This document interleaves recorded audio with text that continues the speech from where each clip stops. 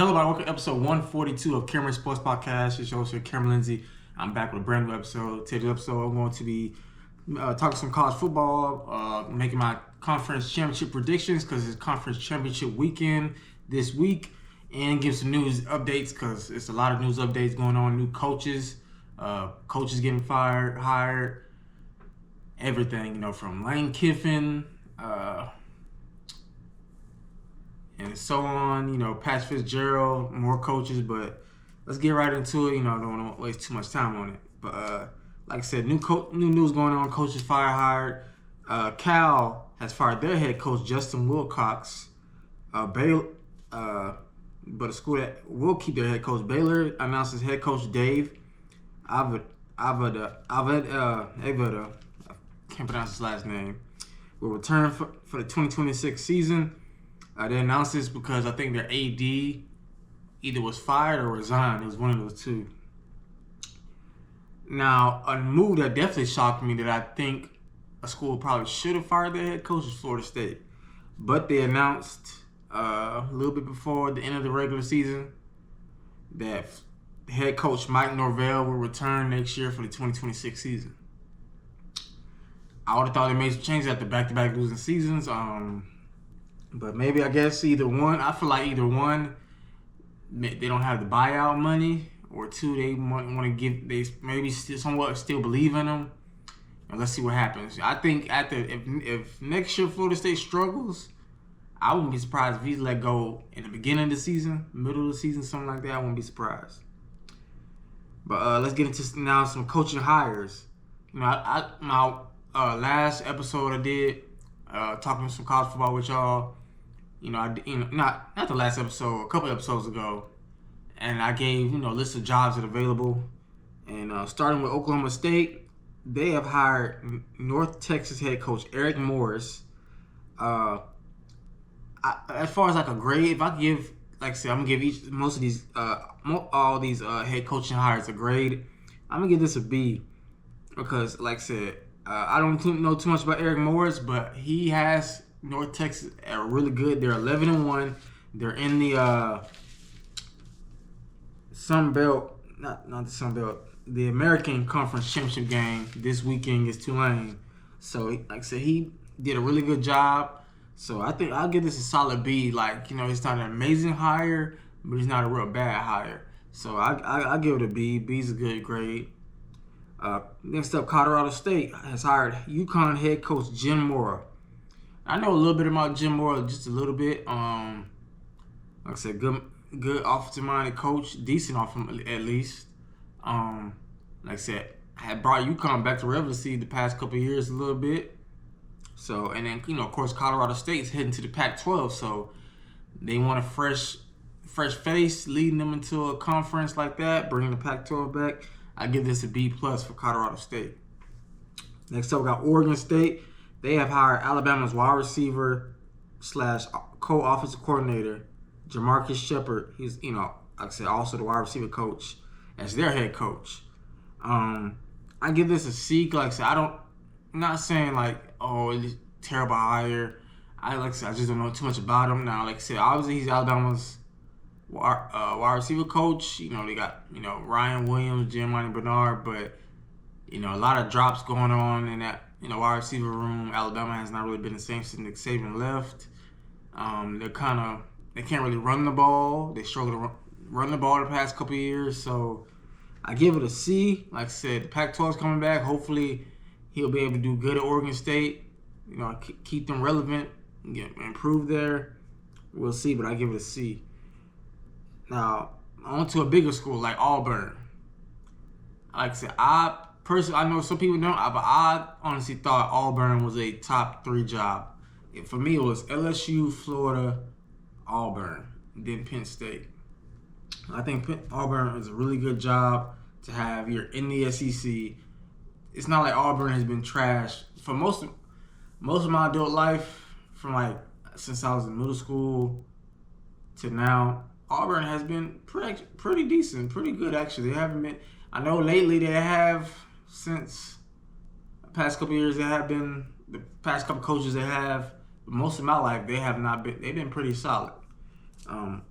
like I said, Cam Newton won the national championship. Another trip to the national championship in 2013 against Florida State. They almost won that. But they have hired USF head coach Alex Golesh. I give this an A-. Alex Golesh has done really well at USF this past season. And it was going to look like they was almost going to make the college football playoff, but of course they won't. But I think this is a pretty good hire. He has experience coaching good quarterbacks like Hendon Hooker. So if they get a quarterback like Deuce Knight, if he ends up starting at Auburn next year or the year after that, and develop him, that'll be good. You got Deuce Knight, you got Cam Coleman. Cam Coleman is their best player. I feel like maybe Alex Golesh can get the offense where, like, hey, Cam Coleman's our number one option. We got to get him the ball if we want to win. We want to run the ball. We want to get the ball in Cam Coleman's hands. I think he can do it. I give this an A- for Auburn. Arkansas, they have hired Memphis head coach Brett McMurray. I give this a B+. Brett McMurray has done a good job at Memphis, keeping them relevant. Memphis has had a pretty good program the past couple of years, especially since he took over there. Like I said, they have had a solid season this past year. So, I mean, especially for Arkansas, Arkansas's not a terrible job because it's in the SEC. But then again, I mean, before Vanderbilt has been good the past couple of years, that was, even though they're in the SEC, that was a horrible job. But look at Vanderbilt now. So, but I mean, I know some Arkansas fans are mad, because they feel like the school's not taking the football program serious like they do basketball, not using that NIL Walmart money to improve that. But you gotta give it time. Give it time, Arkansas fans. Give it time. But I give it a B+. Another SEC school, Florida. They have hired Tulane's head coach John Summerall. I give this an A. Tulane, like I said, just like North Texas, Tulane's in the American Conference Championship, they're 10-2, 24th in the college football playoff rankings. Like I said, I think this is an A. I know Florida fans, when they saw this hire, probably weren't all that excited because the person they really wanted was Lane Kiffin, and Lane Kiffin wasn't really that interested. Now, if the LSU job never became available, would he went to Florida? I don't know. He probably would have listened to. Well, then again, I don't even know. If I was him, would I leave Ole Miss for Florida? Not necessarily, because you have a good at Ole Miss recruiting the players. But hey, I give this an A. But I know like Billy Napier, he came from a Group of 5 school and he didn't do all that well. So I'll just say give him a chance. John Storm, give him a chance. See what he does. Give him a couple years at least. But I feel like when you hire a coach, even if it's Group of 5, anywhere, give them if they don't show any improvements by year 3, then hey, it might be start the time to talk, letting them go. But hey, I give this an A higher. Some news in the Big Ten from Michigan State. They have fired their head coach Jonathan Smith, and they have hired former Northwestern head coach Pat Fitzgerald. I give this an A-. Pat Fitzgerald has won over 100 games at Northwestern. His record was 120 something and 110. So I know the allegations he had at Northwestern as far as like something to do with bullying or something. I don't know, but as far as a head coach, he's actually a really good, solid head coach. Like I say, pretty solid at Northwestern. I think he even won a Big Ten championship when he was there. So I think he could end up making Michigan State relevant. Like I said, especially when how they was back when I was growing up, with Kirk Cousins and so on. I give this A-. Another news in the SEC: Kentucky has fired their longtime head coach Mark Stoops. I mean, of course, I think about time for that. It's like when you have Mike Gundy at Oklahoma State. He was head coach of Oklahoma State for well over 15 years. But lately, the past 2-3 years, they've been really, really bad. Heck, they're the worst team. I called it. I called it. I said I knew Oklahoma was going to be the worst team in the Big 12. I was literally watching the game a little bit. They was playing, I think, Iowa State. They won. Their record was 1-11. They won one game all year. That's bad. That's horrible. Um, yeah, it's time for a change. Yeah, like Kentucky. I think they I forgot who they hired. I think they hired I think it was Oregon's offensive coordinator. Somebody they did hire somebody, but it was time for a change for Kentucky too. Also news in the Big Ten, UCLA has hired James Madison's head coach, Bob Chesney. I give this a B, a solid B. Like I said, James Madison's in the Sun Belt Championship game against Troy this Friday. So, like I said, solid coach. If you have a coach that has coming from a Group of 5 school and he has won a record, depending on how good he is, you might give him a chance.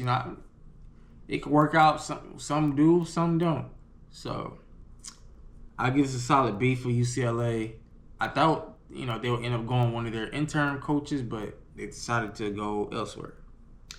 But now let's get into my conference championship prediction after talking some head coaching hires and fires.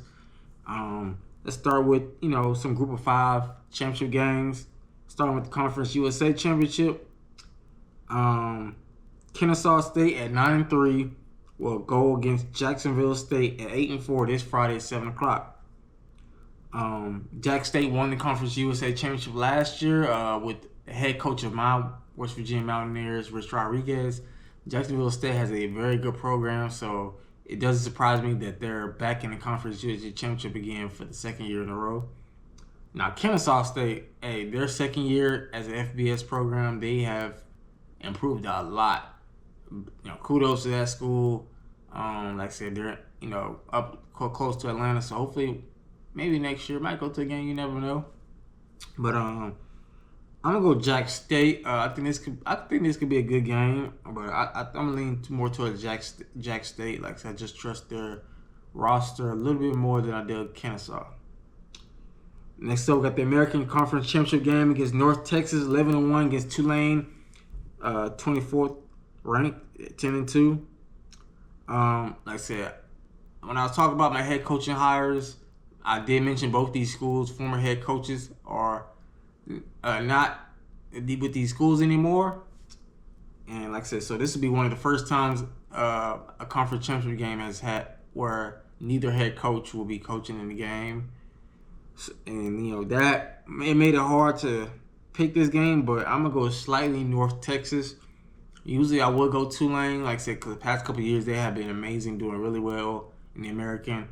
But I think this could be a year that North Texas gets to win and possibly get in the college football playoff as the highest ranked Group of 5 conference champion. Next up, we got the Mountain West Championship game against Boise State at 8-4, taking on UNLV at 10-2, Friday 6 o'clock. Boise State, their season has been a little bit interesting since losing Ashton Jeanty. They have not been that good. Avonte Maddox, their quarterback, has struggled, especially week 1 on the road against USF. But other than that, pretty solid. But it's just their running game is not as threat without Ashton Jeanty. UNLV has been doing amazing under Dan Mullen. And that's it. Both of these schools will both be in the Pac-12 next year. So I guess this is pretty much the last time either school can win the Mountain West Championship. And I'm going to lean towards UNLV to get the win over Boise State. And like I said, for the Sun Belt Championship game between James Madison and Troy, I'm going James Madison. I just think, like I said, too loaded. They're ranked They're ranked 25th in college football playoff. They're looking to be the highest ranked Group of 5 conference champion, and I think they get the win over the Troy Trojans.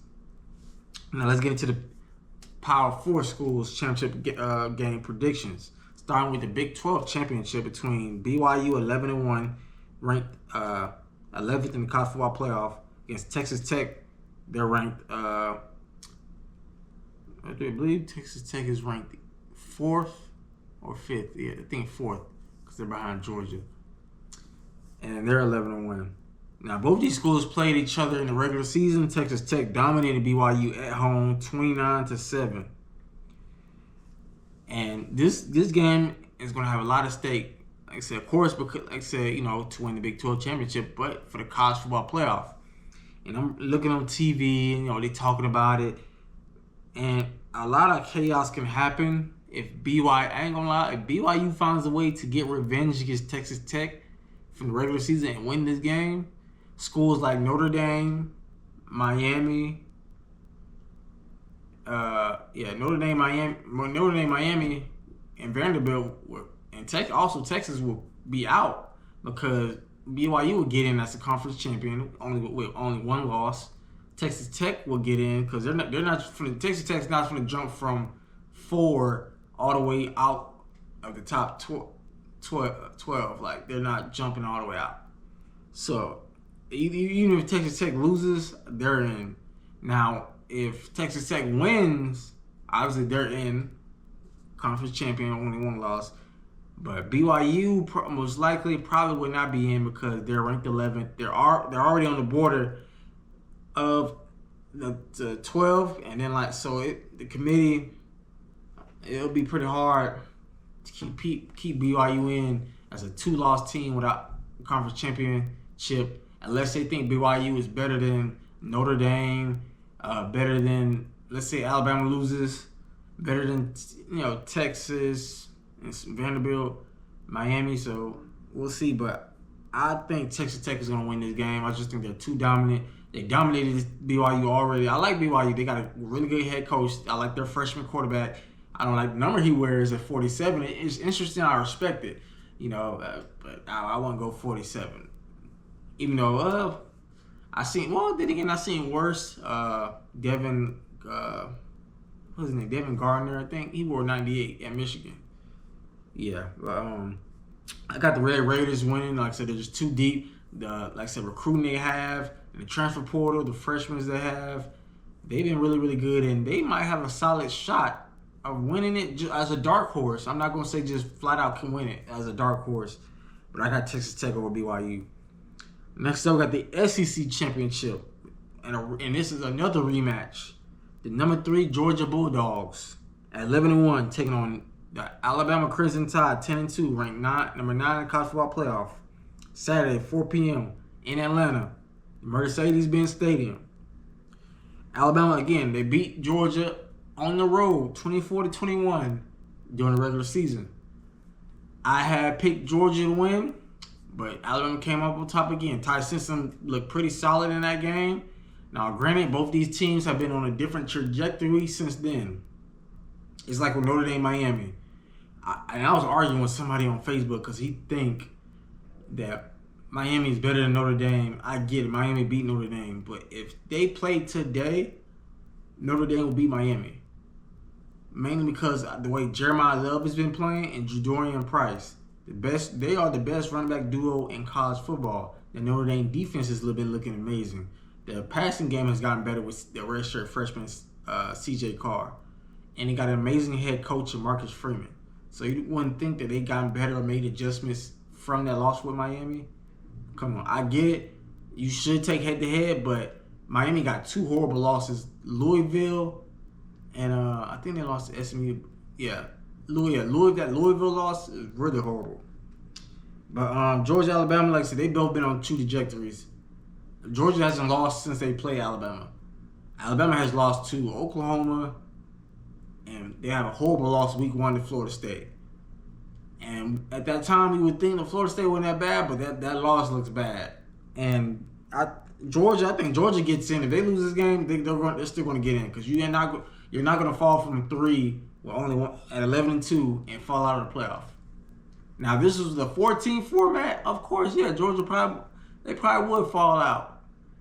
But this is the 12 team. They're not going to fall out. But Bama at 9, like I said again, those teams that are like anywhere from like 8, like I said, like 8 through 12. Depending on how bad they lose, can be hanging on by a thread. Especially if they already have 2 losses. So, But thinking this, I just feel like the way I've seen both teams look the past couple weeks, and granted, I don't really trust Garner and Stockton. I just don't. I granted he might be a Heisman Trophy finalist. Maybe he's playing amazing ball, but it's like when he plays Alabama, schools like Alabama, I just don't trust him all that like that. To be honest, but it's with Alabama. It's just like I said, they've been inconsistent. Like as far as their physicality. They can't run the ball. They struggle to run the ball. Their offensive line struggling to protect Ty Simpson. And for majority of the season, he's been looking amazing. But the past few weeks, he's looked average. Not saying he won't be a first round pick. I think he still will be a first round pick in next year's NFL draft. I just think that the offensive line, they can't really run the ball all that well. Drops, like with Ryan Williams, but. Lately, like I said, Alabama still has had Georgia's numbers. Like some way, somehow, they find a way to beat Georgia. But in both years of Kellen DeBoer being the head coach at Alabama, he's beating Kirby Smart. And you would think, like, dang, is Kellen DeBoer better than Kirby? I won't go that far, but I don't know. It's just like Alabama has Georgia's number at this point. But I just feel like I really hope I just don't regret this pick. I'm going to go Georgia. I just think that the way, like I said, the way the SEC has looked, there's really no superstar teams out of the SEC. Nobody has. I don't think a lot of teams have a legit shot to win the national championship from the SEC, but Georgia. Mainly because of Kirby, their defense, they play the right way. Gunnar Stockton may not be a super elite first round pick quarterback, but he plays the right way. He does what needs to be done. To win like Stetson Bennett. Now, granted, I still don't trust him all the way like that, but I'm going Georgia, and a close one, I think they find a way to beat the Crimson Tide and get their revenge and get the win. Next up, we got the Big Ten Championship game. Now, this one is the one we all can't wait for. I can't wait for. We got two undefeated teams, the top two teams in the college football playoff rankings. Number 2, Indiana at 12-0, taking on the number 1 team in the country, the Ohio State Buckeyes, also at 12-0. Saturday, 8 o'clock. Now, last year when these two teams played each other, I think they were both undefeated. But Ohio State ran through Indiana with Will Howard, Quinshon Judkins, Travion Henderson, Emeka Ibuka. Of course, Jeremiah Smith was a freshman last year. They dominated Indiana. But this will be a neutral site game. This will be in Indianapolis, Lucas Oil Stadium. But different teams. You got a redshirt freshman quarterback and Julian Sayin. Look, it was going to be a Heisman Trophy finalist. Fernando Mendoza, he's a Heisman Trophy finalist. So these are the top. They're pretty much the two quarterbacks that have been playing the best the whole season. I have to agree. I think these are the two best quarterbacks this season. Fernando Mendoza, Julian Sayin have been the best this season. And I feel like this game not only will determine who's going to be the most number one seed in the college football playoff, it's going to determine who probably wins the Heisman Trophy. Because I think the finalists are going to be Julian Sayin, Fernando Mendoza, Diego Pavia, maybe Jeremiah Love. If they throw in a fourth one, Jeremiah Love or I might think of it later. But them three, Fernando Mendoza, Julian Sayin, and Diego Pavia are going to be Heisman Trophy finalists. But I think Fernando Mendoza and Julian Sayin are literally the two. It's between them two. In this game, I feel like it's going to determine who's going to win the Heisman Trophy. Because whether it's a high-scoring game, whoever comes on top is going to win. If it's a low-scoring game, but one quarterback leads a clutch game-winning drive, I think he's going to win. And if I had to vote right now, as a journalist, I would slightly lean towards Mendoza, just a little bit. I feel like his numbers are really well. Now Julian Sayin's ceiling is higher. I think ceiling-wise is higher. I think long term he's going to be better than Mendoza. But right now, I think I give the edge to Mendoza. I just feel like especially that win over Oregon, and really impressed me. His play has impressed me. Julian, don't get me wrong, Julian State's gotten better each week. I just slightly I would give him Mendoza, but we'll see in this game. This game could maybe change my mind, and Julian State outplays him big, and he could take the Heisman Trophy. But I'm gonna slightly go Ohio State. I think it'll be a close one. I just trust Ohio State's talent with the best player in college football, Jeremiah Smith, the second best player in college football, Caleb Downs at safety. They got the two best players in college football. You also got Carnell Tate, who's probably going to be a first-round pick in next year's draft if he decides to go. All that talent. And the defense has been the best in the country. I thought the defense was going to take a step back because of all the talent they lost last year. Nope. I just trust Ohio State's talent more than completely than Indiana. Like I said, now granted they impressed me on the road against Oregon, but to be fair, Oregon has not looked really all that good as they did last year. I think Oregon still has a chance to win the national championship this year. I'm not going to count them completely out, especially with Dan Lanning as their head coach. But I would have to get the edge to Ohio State. I just trust Ohio State a little bit more. I trust Ryan Day more than I do Indiana's head coach. But like I said, it could be. I think it's gonna be close. I don't think it's gonna be no blowout. I would just lean more towards Ohio State over Indiana. But either way, both these schools are going to get in the college football playoff. Again, there's no way you go from 1 to 2 and they're out. They're both undefeated. They already clinched a playoff berth.